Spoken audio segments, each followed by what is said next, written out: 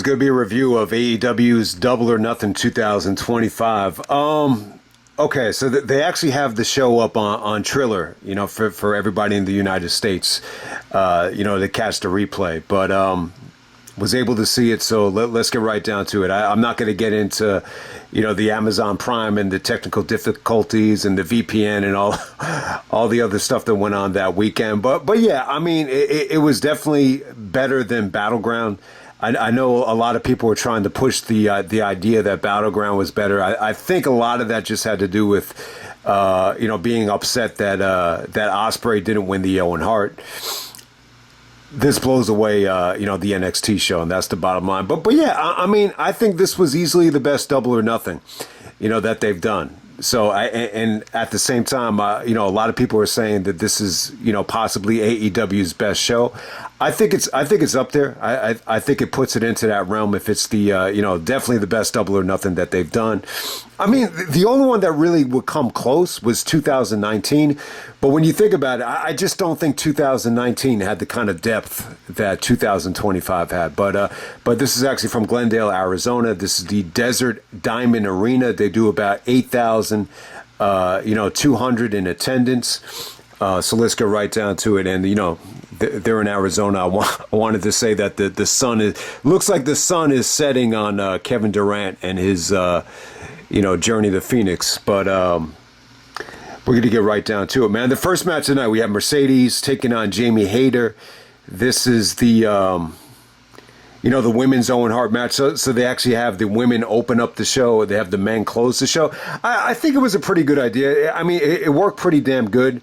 I think, maybe you could have had Toni, open up the show. One of the things about Toni Storm lately is I just think the company's had a tough time following, like, a lot of the Toni Storm matches, whether you want to go back to the Mariah May match or, even the match at Dynasty last month, was, that was difficult to follow. But you got Mercedes taking on Jamie Hayter. Now, I mean, you got to remember, going back to... I think it was Full Gear 2022. I think that's when they had Toni Storm, win the interim championship in a tournament match against Jamie Hayter. That was a great matchup, if anyone remembers that. But that was before the Timeless stuff. So I thought it might have been a possibility that you go back to Toni Storm and Jamie Hayter. When you look at All In, being the biggest, AEW show ever, I like the idea of doing Mercedes and Toni Storm there. I don't know if it's going to be a unification match, but you're going to end up with two champions, going at it. I have no idea if they're going to decide to do a unification there. But, the Mercedes and Jamie Hayter match, I thought it was good stuff, man. I would actually say this is one of Mercedes' best matches in AEW so far. Definitely on par with the Athena match. And, the match against Statlander was great, too. This is pretty much just as good. I think Jamie Hayter is a good worker. I mean, her lariat is incredibly stiff. There was a couple of just really, really hard-looking DDTs here. I mean, there was that one botch where she tries doing like a lariat, off of the steps, and she ended up like hitting the ring post. It was a little bit weird, and some of the fans were kind of getting on her about that. But if you could look past that, I thought it was a phenomenal opener. I think it gave you your money's worth. It gave you a lot of drama. I mean, they gave you one of the better matches of the night, to set this thing. I mean, one of the highlights is actually Jamie, nailing Mercedes with a DDT, and Mercedes sells it like she's like a dead fish, like her body's like all like curled up. I thought that was pretty cool. And then you had some really good submission work, like a lot of good drama, a lot of good rope breaks where, Mercedes does the, the Angle Benoit thing on the STF where she's actually, pulling away the rope with her boot. So I could go on and on about it. I thought it was good stuff. I like that finish too. It looks like Mercedes is going for a DDT. It's almost like a DDT small package. It looks like she goes for a DDT, but it's a transition into a small package. And then after she actually wins, she goes all the way to the trophy and just, falls on the floor to sell the fact that she's exhausted. So it was a great match. I would definitely say one of the better women's matches in AEW history. And, let me say this now before I forget about it. In terms of the Owen Hart stuff, I mean, look, when you go back to the original Owen Hart matches at Double or Nothing 2022, when Punk main evented against Hangman, you can't even compare it. Those matches just kind of came off like an afterthought. I mean, you did have Owen Hart's wife out there, so that made it a little bit memorable. But the match quality just does not compare, to what we got, this past weekend at Double or Nothing 2025. I mean, I think the Britt Baker match over Ruby Soho was forgettable, and then you had like a soft Adam Cole going over Samoa Joe. I mean, does anyone even remember that? So definitely these two matches blow away the original Double or Nothing Owen Hart stuff. All right, next up we had Nigel making his AEW, I guess you could call this, I was going to say AEW pay-per-view debut, but he did come back at All In Wembley. So, he's wrestled in Ring of Honor a couple of times. Yeah, I mean, he wrestled at Grand Slam as well. So it's really the first time they were able to promote Nigel on an AEW pay-per-view going into it. So that will be accurate. But we have the FTR going up against Daniel Garcia and Nigel McGuinness. Obviously, leading up to this thing, you had FTR bullying Tony Schiavone and Nigel. Danny Garcia, asked Nigel to be a part of this, and as the feud progressed, Nigel, felt like he had to do it, to put a stop to FTR. So there's a lot of crazy storyline stuff out there. Stokely Hathaway is out there. He's playing a nuisance. He really got involved at the end of this thing, and then you have Matt Menard out there. Then you got Tony Schiavone out there as well, trying to, will Nigel to victory. In the midst of this, you have FTR guys, trash talking to Schiavone. So I just think you had way too much stuff, taking away from the in-ring action. I was really hoping this would be good. I was hoping Nigel would, rock the house here, and, maybe he could fill in that void for Bryan Danielson. It looks like Danielson is not coming back. I think his neck is in bad shape. Who knows? Maybe he might come back one day, but it looks like he's not coming back anytime soon. But the way this came off, it's highly disappointing for Nigel fans because, this just felt like it was just, designed, to give the assist to FTR as heels, just to get them, some heat. It really didn't. This just never really got going for me. I think Garcia busted out some good things. The torquing of the hips, and instead of doing the Three Amigos, he's basically doing the Three Amigos off of the top rope, which is a superplex. Eddie never really did that, so it's hard not to think of Eddie there. But Garcia did bust out some good things. There was a simultaneous sharpshooter and London Dungeon, from Nigel and Garcia. I mean, Nigel hit a really nasty lariat that looked good, but at the same time, he was able to, on the ring apron, one of the FTR guys gave him a sick-looking lariat, and then they hit the big rig on the outside, and then Nigel was just kind of laid out. So, the rest of the match, Nigel's just selling the fact that he's injured and, he has a concussion. It was just disappointing, man. I mean, it definitely got a lot of time. It definitely did get some time. I thought FTR really reminded me of the Brainbusters here. They came off like good, strategic heels. But I just thought you had just a lot of, guys, whether they're managing or they're on the announce table, just a lot of stuff just kind of took away from the match. But it's still good stuff. I mean, I thought Nigel still, brought it for the most part. It was just severely limited because of the booking. Next up, you have Ricochet, taking on Mark Briscoe. This is the stretcher match. A pleasant surprise right here. And the stretcher match was good. It definitely played into the anarchy in the arena. I think I might have missed. I definitely missed the last collision.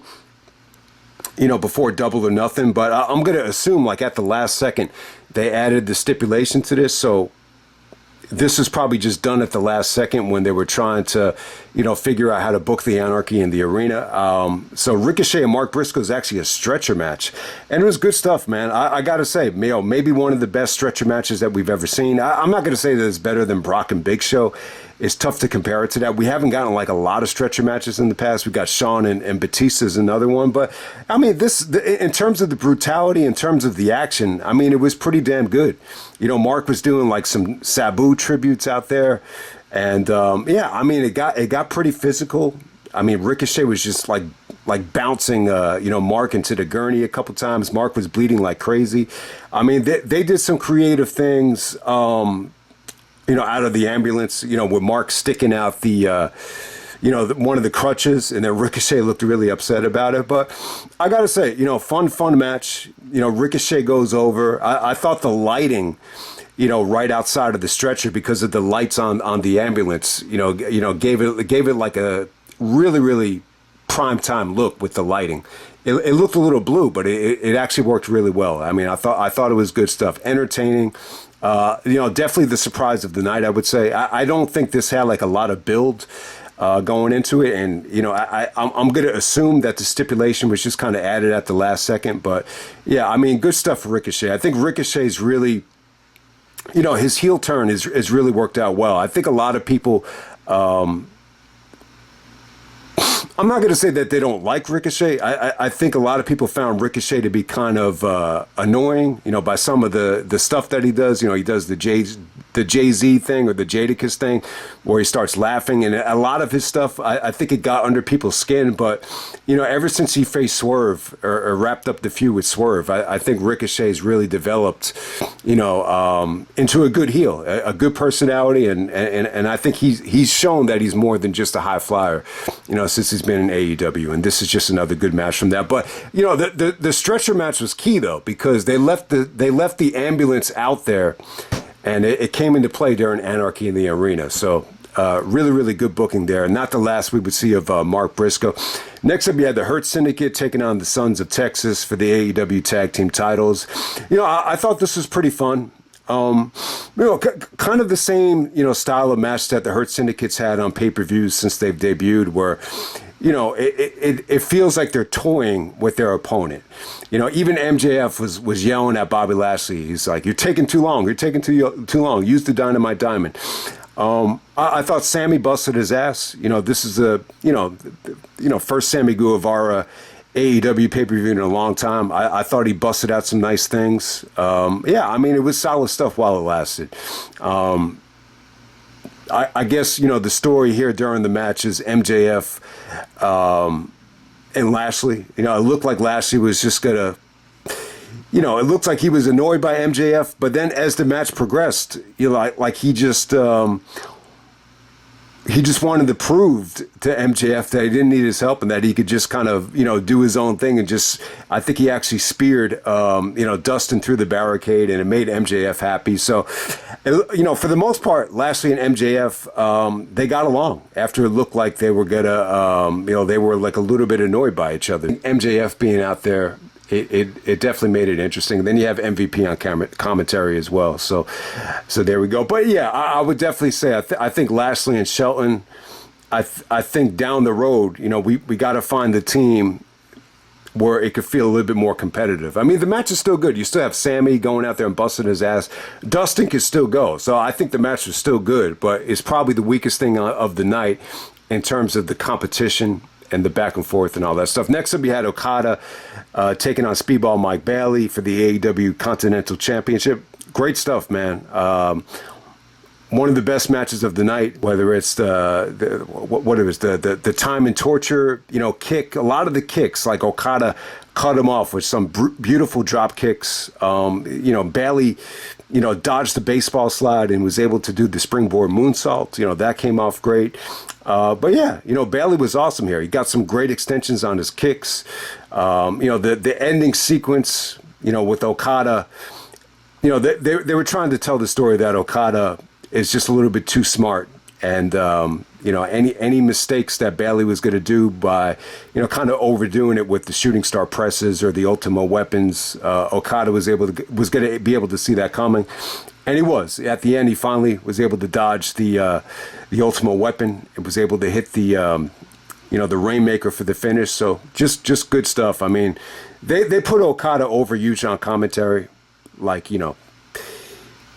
he's greatest of all time level. And, definitely I think the personality is really catching on well with some of the casuals, especially in the audience. I saw one female had a sign that said, bitch, which was, which is an Okada catchphrase. So it's always fun to see, the Japanese or the Asian, guys come over to America and, become Americanized. But it's really, really interesting to see if Okada is able to kind of take, this funny personality and kind of morph it into, some great promos that he could actually do in English. So be definitely looking forward to Okada and Kenny Omega. I'm assuming it's going to happen at All In or Forbidden Door, one of those two. Next up, we had Toni Storm taking on Mina Shirakawa for the AEW Women's Championship. I got to say, pretty good stuff. I think this, like I've said, man, I think the AEW roster has had a difficult time following some of Toni's matches recently on pay-per-view, especially Revolution and Dynasty. So I think she deserved, to go this late. But at the same time, I think Mina Shirakawa, I think most people kind of saw this as a filler opponent. She already, Toni had already beat her at Forbidden Door. So I didn't know what to expect from this. But I thought they got off to a cold start. But the last couple of minutes, I think Mina's strategy, was good. You got to see some really good, impressive takedowns from Mina, some good strategy with the leg work. And, the last couple of minutes were just really good. The Luther stuff didn't really bother me. I don't really think Luther was in the way enough to interfere or bitch about the interference here. But I just thought that the finishing stretch, was just really, really well done. And obviously it featured, Toni, fighting off of all of these leg bars and figure fours and, hitting the pile driver to get the victory. But good stuff, though. Really, really good stuff. There was a couple of just beautiful small packages before the pile driver finish. So there we go with that. Next up, we have the Anarchy in the Arena. We got Kenny Omega, Swerve, Shibata, Powerhouse, and Samoa Joe coming out there with Willow, Nightingale, and Prince Nana's coming out there as well to support everybody to take on the Death Riders and the Young Bucks. So, I would say this. I think putting the Death Riders with the Bucks, I think it makes a lot of sense. I think when you look at the Young Bucks and Moxley, they were both in AEW at the original Double or Nothing. When you look at some of the guys that, the Young Bucks had issues with in the past, like CM Punk, for example, Moxley's had some behind the scenes issues with him that eventually came out. So, you have Moxley saying he didn't like what AEW's become.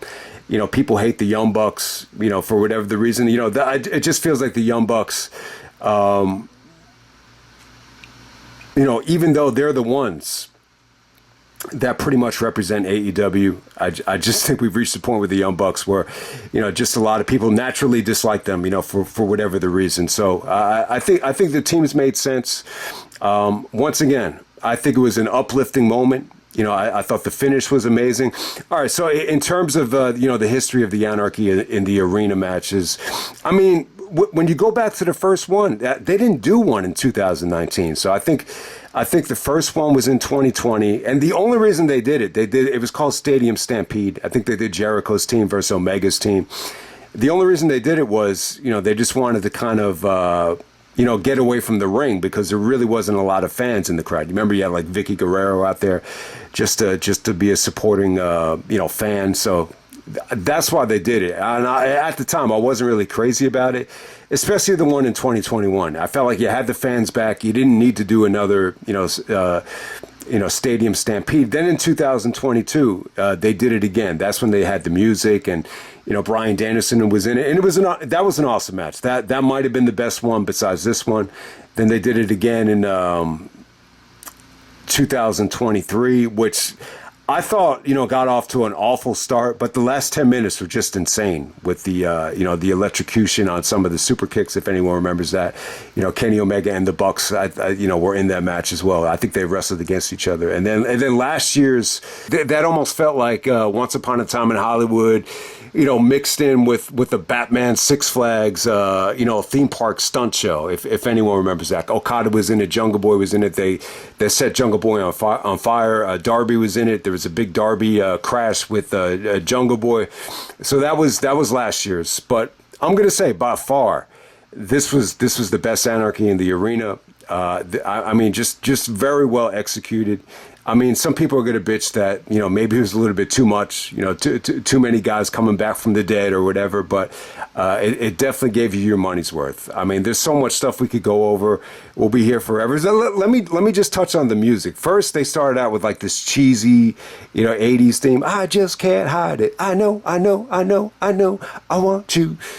That song from the 80s, the NBA actually did use that. Some of those, old, VHS tapes from the 80s. So it's a very familiar song. And it seemed like Kenny Omega kind of got annoyed by it. It's like, it just doesn't fit the mood. We got to go back to some early 2000s. And then they played Drowning Pool, Let the Bodies Hit the Floor, which is kind of weird. I've almost become accustomed to that as like a WWE theme, because it was the SummerSlam 2001 theme. It makes you think of Austin versus Angle during the invasion, and I think ECW used it. I think that was the ECW on Sci-Fi theme, but, it's an awesome song. They kind of looped it like 3 or 4 times. Eventually, I think it was Claudio. He was doing the King of Swing. I think he did it to Swerve, and it nailed the speaker out. So that finally got them to shut the music off, which is the right call. I mean, eventually you wanted them to shut the music off, so... But, I mean, too much good stuff to go over. I mean, it was great stuff. Eventually, because of the ambulance being out there, they were able to get the whole Death Riders into the ambulance. Samoa Joe was still in there. They had to pull Joe out of it. So, that was pretty cool. I got to say, I think Willow elevated this match. And Marina Shafir was awesome. She did some really brutal judo throws. She was bleeding. She actually locked Willow's ear to the ring post. And after Willow got free from that, eventually I think they sent some referees out there and they were able to unlock it. But once they did, the fans are going crazy. When she got into the ring with spearing everybody, she actually double speared the Young Bucks, and then Moxley cut her off with an ace crusher.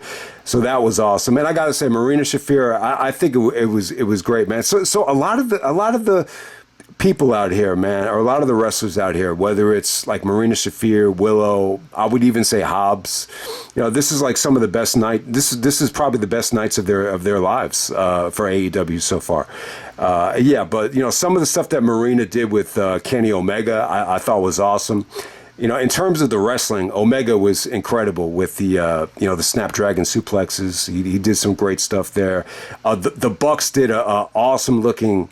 It was like a springboard, double stomp power bomb to Kenny Omega through the table. That came off awesome. Joe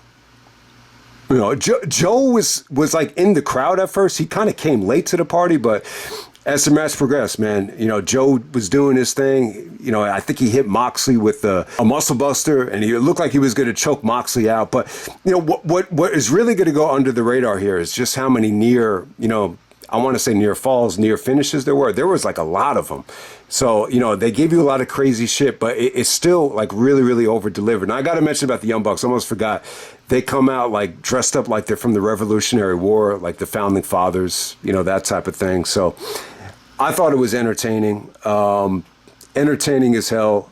The stuff that Swerve did, yeah, you almost forget about that. They brought out a forklift. Swerve does the double stomp off of the forklift to the Young Bucks. I got to say, I think Hobbs had a pretty good showing out there. I thought he, did some great no selling, especially the spot that he did with Marina Shafir, no selling the chair. I thought that was cool.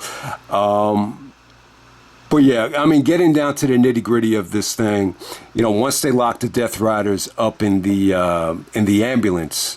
Probably leaving some good stuff out, but it came down to the Bucks, going up against Omega and Swerve. Eventually, Omega takes, I think it's Nick Jackson. He's able to take him, by the balcony area, and then he hits the one-winged angel through the table, and there's wires underneath the table, and there's there's a pyro spot. It looks like there's a near electrocution, so that was pretty cool. And then Swerve, I guess he's calling his new sneakers the Answer 3. So this was, I don't know if anyone realized, I'm sure most people do that were basketball fans, but if you're not a NBA fan or a basketball fan, Allen Iverson's first signature shoe was called The Question, which, set the world on fire in 96, 97, the school year. And, the next couple of years, they called the sneakers The Answer. So this is the Answer 3, the Answer 3 Swerves. and he put like thumbtacks on the bottom of it, and no, that was the finish. He was able to do the double stomp on the tacks to Matt Jackson. But even before you got to that, though, man, there was some like incredible, like they used the staple gun here like crazy. I'm trying to think. Wasn't it Hard Justice with X-Pac and Raven? They did some crazy stuff with the staple gun. The fans were chanting, "We want the staple gun." But obviously the highlight of this thing, you know, a lot of the Death Riders took some nasty staple shots. But it was, man, someone got Swerve. I forget who it was. I think it was, I think it might have been Marina Shafir. She actually got Swerve with the staple right on the tongue. So I hope Swerve is all right. I'm sure he'll be all right. How many people pierced their tongues? But it was pretty cool. You know, Swerve kind of embraced it. He kind of showed it off at the end of this thing. So yeah, man. I mean, it was a lot of fun. It's just cool. I mean, I think with the Death Riders. I think the matches where they're able to team up together, they deliver more so than the Moxley matches so far. I mean, you saw that great night where they lost the trios championships to Joe. I thought that was a great night. And once again, you just had a great moment here, you know, with everybody celebrating. It felt like a family when Omega, Swerve, the Ops, and Willow, and even Prince Nana doing his dance. It was a great moment.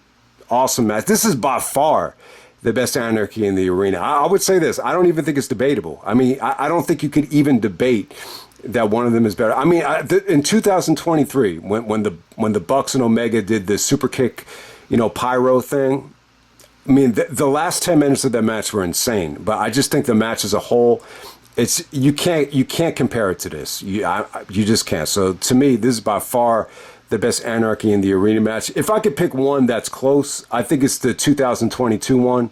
The one where Danielson got hurt at. That was incredible because of Danielson. Danielson was awesome in that match. But we're going to move on. We're going to move on to the next match. We got the Don Callis family, Josh Alexander, Takeshita, Fletcher, taking on the Paragon, which is Adam Cole, Kyle O'Reilly, and Roderick Strong. Couple of things about this. Obviously, they used it as a buffer match. You know, nothing could follow the Anarchy in the arena. I mean, the only thing that could have followed it is probably Ospreay. But hey, I think what Tony Khan did with these guys, you know what? When you look back on it, the match definitely would have been a little bit better if you flip-flop this and the Nigel match. Since they were going to use the Nigel match as, you know, more of a storyline match, I would have been fine if they put that in that spot, but the problem is the Nigel and Garcia match with FTR, it went way too long. I don't think you want to go that long, you know, right before the main event. I think that would have been rough. But hey, I think what Tony Khan did was, I think he said to these teams, he said, you know, you guys just go out there, just bust your ass. We'll just, however the crowd reacts, we'll just live with it. That's what I think happened here. It was still good though. It was still good. I mean, the crowd was kind of dead, but it wasn't like they were silent. It was still a good match. I mean, you have more talent than you can dream of here. You got guys from NXT, you know, a couple of years ago, these guys were in NXT or TNA or New Japan, and it's just an embarrassment of riches for AEW. I mean, this is a main event of Collision. This could main event Dynamite. It's such a great match. It's Josh Alexander's AEW pay-per-view debut. I thought he had a good showing. I mean, you could have got more out of him, but everybody here busted their ass. I think Fletcher looked better than anybody. To be honest with you, I think Fletcher and O'Reilly stood out. I think Cole and Josh Alexander did some good stuff together. I think O'Reilly really, was stiff as hell. It was a really stiff match. I mean, they did some great stuff. Takeshita, gave a beautiful assist on the finish. That enabled Fletcher to hit a spine, not a spine buster, but a brain buster, to get this thing, finished up. And then, Lance Archer's on commentary. Callis is on commentary. He basically said that Josh Alexander is the greatest Canadian wrestler of all time. And then someone said, "What about Jericho?" And then he's like, "What?" He's like, "Don't even mention Jericho. I hate Jericho." So I thought that was pretty funny. And so, Lance Archer's out there, so he's got to do something. So they gang up on the Paragon. And then all of a sudden, Tanahashi comes out. They're promoting Forbidden Door, and then Tanahashi comes out with Tomohiro Ishii and Brody King. It's actually got a holy shit chant, believe it or not. I mean, I thought it was a little bit unnecessary, But it was cool. All right, we're going to move on. These AEW reviews take a long time, huh? Adam Hangman Page going up against Ospreay, the Owen Hart finals. I'm going to definitely say the match of the year. Unpredictable match as well. I wish I had got to see this live. I mean, I really do. I'm always going to kick myself in the ass for not being able to see it live. But great stuff. I mean, before we get into Hangman actually winning this thing, let me just say, I mean, they go 37 minutes, so it's actually longer than I thought it was. Couple of things going against this thing to, say it's, by far AEW's best match of all time. It definitely is. I would definitely say it's one of them. It's easily in contention to be a 5-star match.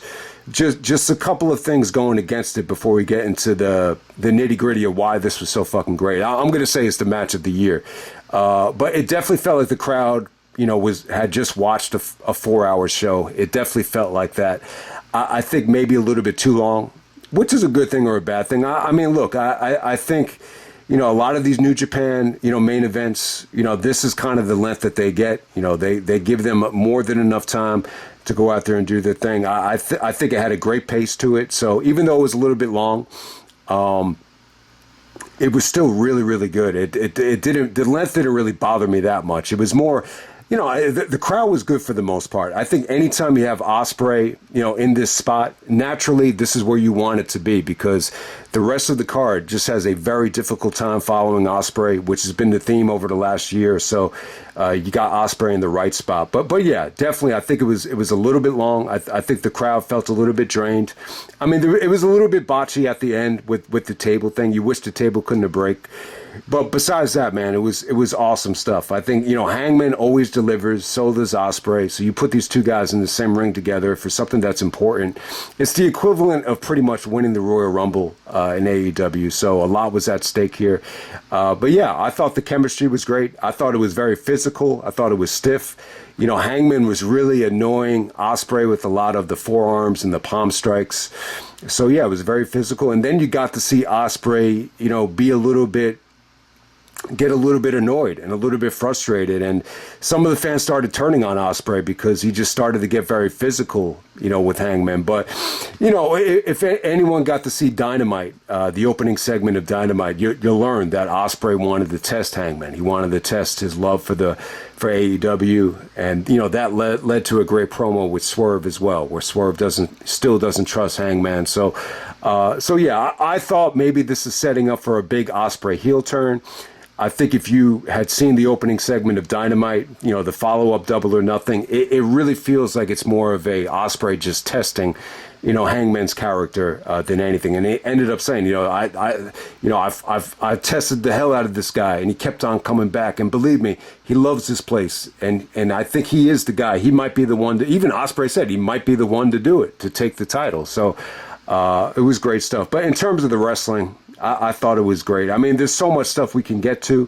Ospreay does the Styles Clash off the top of the ring apron, which is crazy. There were some awesome counters, to the buckshot lariat with Ospreay just getting a super kick up, to intercept it. So I thought all that stuff was great. I think, when you go back to the Ospreay match with, Takeshita, from Spring Breakthrough, WrestleMania week, Ospreay actually won that thing with the Stormbreaker, which is great because it beautifully, built back up the Stormbreaker. And so for the Stormbreaker kick out, ended up being the kick out of the year. Everybody in the arena thought that was it. So, give them credit. They built up the Stormbreaker beautifully in the Takeshita match. And the payoff is this: Hangman barely kicking out of it. Everyone starts losing their shit. Ospreay follows it up with another hidden blade. Hangman kicks out of that. Even that Styles Clash spot when Hangman looked like he was dead and just barely got back into the ring, Ospreay follows that up with another Os cutter. So Ospreay was just like relentless with his viciousness and the offense, and Hangman still kicking out of everything. I mean, the only, and it's not that big of a deal, but they tried to do this big, Ospreay going for a Stormbreaker on the table, and then Hangman counters it into, I guess he wanted to counter it into either a backdrop or a dead eye. The table just kind of collapses, like shades of Mankind and The Rock from the Royal Rumble, where the table just kind of breaks. I thought in today's era, the tables, wouldn't break. They're stabilized so much that they won't break. But hey, you want the tables to be safe, but then at the same time, you don't want them to break. But the table ended up breaking. Hangman's able to do the dead eye, or the red. What is it? The red eye, the dead eye. I think it's the dead eye on the broken table, which is a little bit anticlimactic, but it was better than nothing. There was even like some of Ospreay just going for desperation moves. Like there was one spot where he's actually trying to go for like he actually does the V trigger, like the Kenny Omega V trigger on the ropes, and then he tries to do like a one-winged angel, just like out of desperation, and then Hangman actually busts out a big pressure like a DRL driver. Very reminiscent of Swerve. And yeah, I mean, that was probably one of the sweetest moments of the match where, Swerve just barely gets his foot up on the rope. So that was pretty damn cool. They would just kind of, pull at all stops. Some of Hangman's buckshot lariats, just kind of fighting off the grogginess, kind of fighting off the concussions or whatever, just came off great. So Hangman countered I'm going to say he countered the Stormbreaker. God, he might have countered the hitting blade too. He countered the hitting blade, he countered the Stormbreaker, and then he sucked it up and did one last buckshot lariat. It was an awesome finish, man. So let me talk about the Hangman going over here. So yeah, I think that made it unpredictable as hell. I think that's one of the great things about AEW is very unpredictable. I really thought the Ospreay and Swerve match from Forbidden Door last year was really unpredictable. That's one of the reasons I had it as my match of the year. But this was pretty much just as unpredictable. I think a lot of people just thought, this is a layup. Trademark said it, and I know Trademark was kind of disappointed in Hangman going over. After the go home, promo between these guys, which I thought was really, really good, I kind of felt like Hangman had the momentum.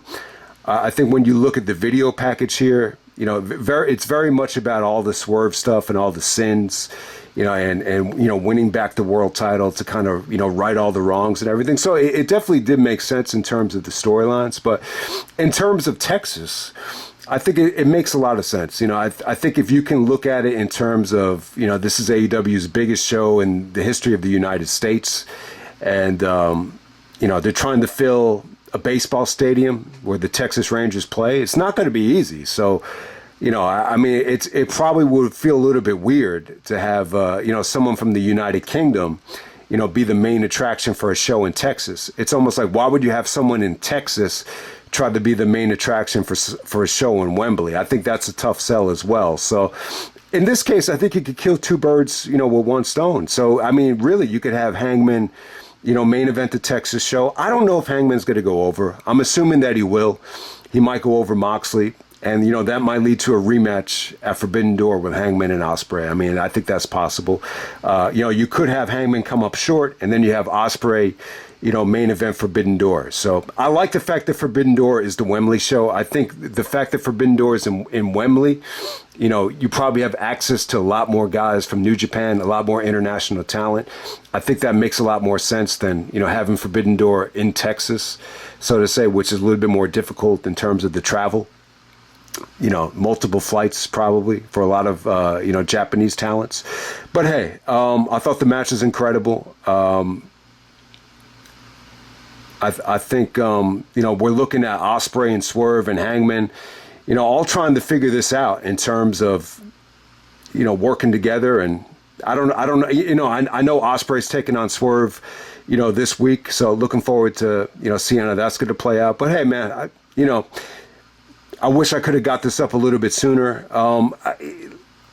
Is it the best Double or Nothing? Easily. It's easily the best Double or Nothing. This is the one event which has always kind of bothered me. I've never been a big fan of the Anarchy in the Arena, Stadium Stampede, but they hit it out of the park tonight. You solve the problem of Ospreay, not being able to follow him. You have a main event with the Owen Hart stuff on the line. I thought it was a beautiful decision. It really did pay dividends. This is by far, the best Double or Nothing May pay-per-view that they've ever done. So, the question now is it AEW's best, pay-per-view? So when you're looking at, what's the best All Out? It's probably 2021. What's the best Full Gear? I'm going to say it's 2021, just from that roster alone. You just had so much talent at the time. You had Cody and Punk. That's the only time I think Cody and Punk were on the same pay-per-view.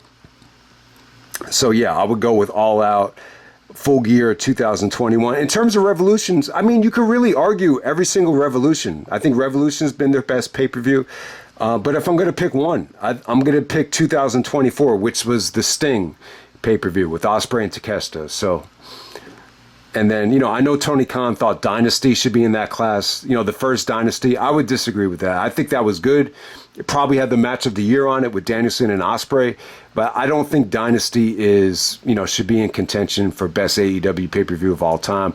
And then you want to throw some of the Forbidden Doors out there, which is tough. So it's really difficult. I mean, look, AEW's had so many great pay-per-views so far. There's been like maybe, I'm going to say, there may have been 10 to 15 that you could consider like a 9 or like the amazing level. I mean, there's really been a lot. I don't think TNA ever put on a pay-per-view that you can classify as amazing. I mean, they've had a lot of great pay-per-views that are like 8.5, 8.25, maybe 8.0s in late 2005, but there's not a lot of them.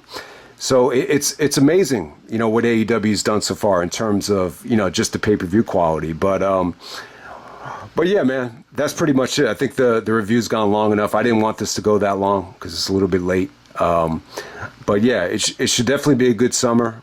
Now that the playoffs are coming to an end, I'm sure a lot of you guys in Ireland or the UK are thanking God that the playoffs are coming to an end. Because I know basketball and even hockey is not that popular over there. So you guys should be definitely excited that, TNT and even some of the YouTube channels will definitely become a little bit more AEW driven. But yeah, June should be a good month. I'm looking at the schedule right now. It looks like every single Dynamite is like a Dynamite special. You have Fyter Fest, which was a 4-hour special to kind of counter the NHL Stanley Cup Finals.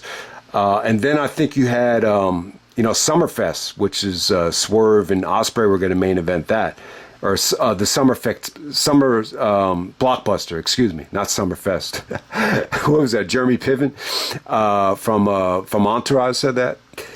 Summerfest, the summer blockbuster. So Fyter Fest, summer blockbuster. Then you're going to get Grand Slam Mexico to kind of combat Worlds Collide. So that should be really interesting. And then we'll get one more Dynamite in June. So I think I'll do this. I'll do like a June. Like a rewind of the Dynamite specials, for AEW. I mean, we did the June rewind when Austin walked out and when TNA first started in 2002 with all that nostalgia. So if you could be nostalgic about Austin walking out of the company, why can't we be nostalgic about AEW in the current time? Maybe eventually we will be. So we'll see if that holds up over time, but I'm definitely going to do that. But yeah, man, I mean, look, Double or Nothing was awesome. I mean, I just wish, this was still available on Triller. So I have no idea what they're doing with Triller. I guess because of Amazon Prime, they're not going to air on Triller live, but they'll be uploaded, weeks down the line. So you might have to deal with that, but we'll see what happens. If they take it away from Triller, trust me, definitely going to watch All In live, no matter what it takes. But hope everybody enjoyed the video. It should be a good summer. We're definitely going to try to go all out with it. And I'm out. All right.